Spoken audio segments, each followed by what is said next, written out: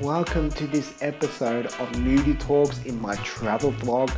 Today I'm going to be talking about Cambodia, which has been one of my favorite countries because of the history, the characteristics and the beauty of Cambodia.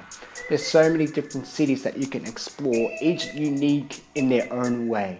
The first city I went to was in Siem Reap, which I stayed with a French and Thai couple in a cute little wood house.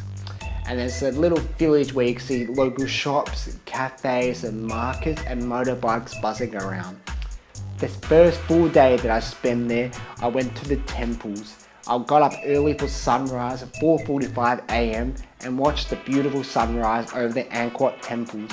And it's actually amazing, they're not just your normal Buddhist temples, but they're your massive, big stone temples that take a lot of time to build, a lot of effort, because I had thousands of ox pulling stones from the mountains far away just to build these beautiful temples. And I loved visiting them because it was so grand, so big, so majestic. It made me feel so small.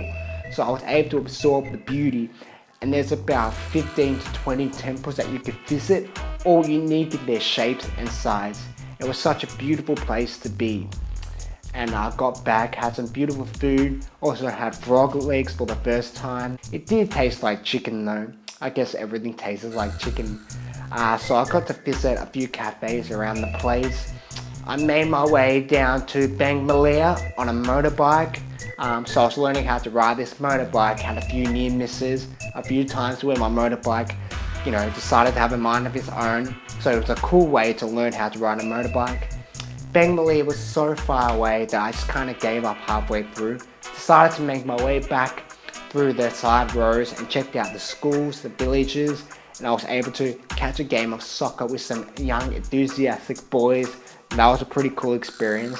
Got a bit sunburnt unfortunately, so I was hot and I was sweaty. I just wanted to get back. Then I made my way down by plane to Sihanoukville, which is the beach side of Cambodia.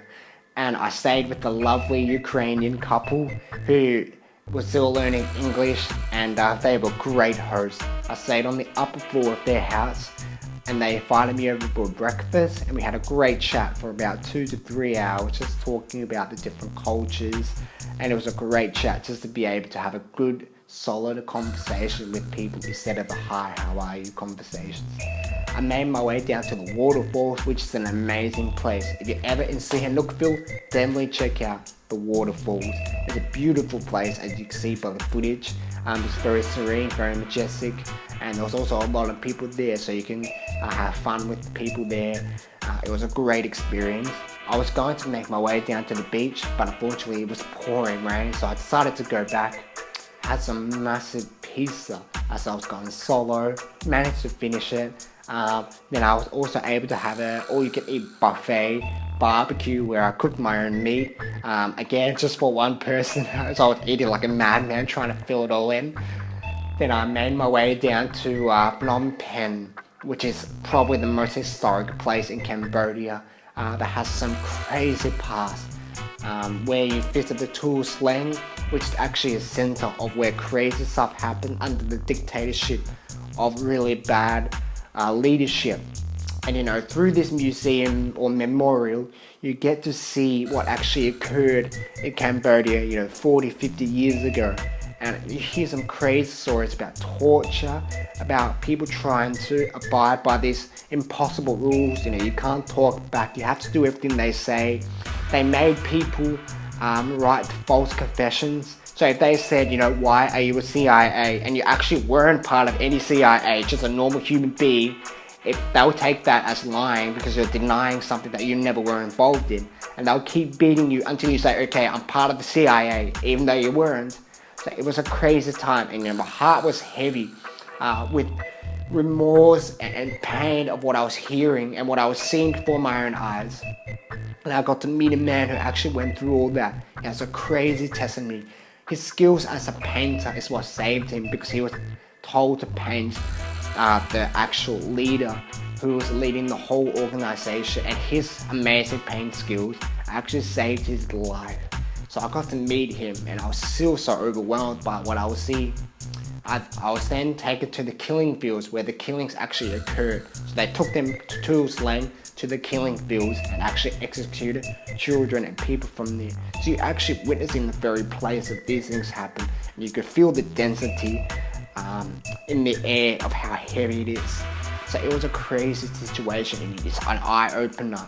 And I just pray that something like this never happens again in any society, in any country. And then I got to take a quad bike trail, and it was a good way to vlog and Siem and get some fresh air, just have a bit of fun. Now clunky bikes, pretty good fun, was just part of a group of actual motorbikes with, tattoos, cigarettes and beards from Queensland.